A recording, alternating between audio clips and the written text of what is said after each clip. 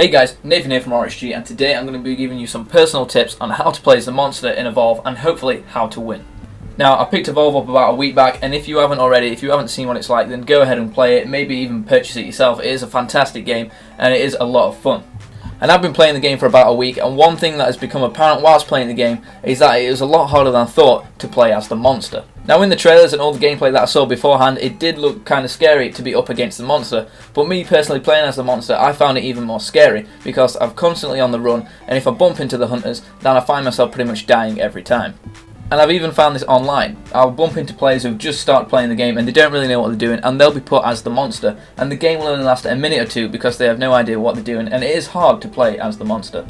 Now, that is where this video comes in. I've got here 5 tips that will hopefully help you out, and I don't consider myself a pro at the game, but these 5 tips have helped me out and even have given me a chance to win. I've won a few times now as a monster, and hopefully they'll give you a chance to win as well.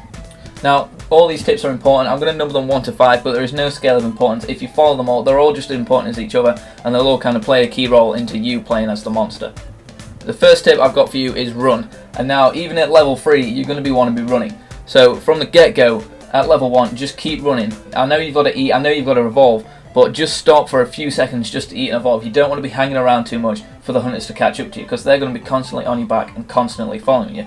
If you stop to eat for a few times, maybe just 10-15 seconds, and then just keep running all the time. You want to be looking at the map. If you press the map button and just see where you can kind of go around the edge of the map where they won't be able to get you, hopefully they won't be able to cut you off, and just keep running. And that also kind of leads into a follow-up tip. The elite animals that you see on the map, the bigger animals than the rest, don't attack them at stages 1 or 2 because they are too strong. You can kill them, yes, but they will take too long and they will take off a decent chunk of your armor and even your health. And by that stage, the hunters will caught up to you and they'll also be attacking you as well. So stay away from them at stages 1 and 2. Tip 2 is all about knowing your targets. Now, obviously you'll probably have played as the hunters by now. You'll know all of the characters, and this is just basically about knowing which one to attack at what time. For example, if you're in stage 1 or stage 2, chances are you are not ready to attack the hunters. But if they trap you, then you're pretty much going to be fucked. So you need to know your targets and know which enemy you need to take out in order to escape.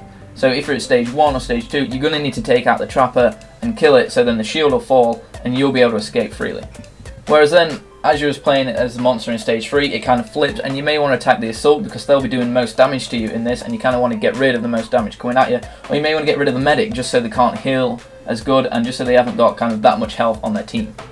Tip 3 is a real quick and easy tip, and it's very useful in the game as well. You want to take advantage of the sneak ability. Now, I think you tap circle, or I think it'll be B on Xbox, and your monster will do a little crouch and your footsteps won't actually be noticeable to the hunters.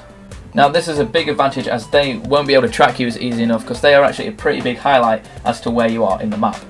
And a great example of where to use this ability would be right at the start. If you sneak away for maybe 20 seconds of them coming in, then they won't be able to know where you are because there'll be no footsteps and no direction to point them in at the start of the game, and they'll be kind of confused as to where you are. Now, tip 4 is a nice and easy one as well. It's kind of probably easy to notice if you're also playing the game. It's all about your abilities.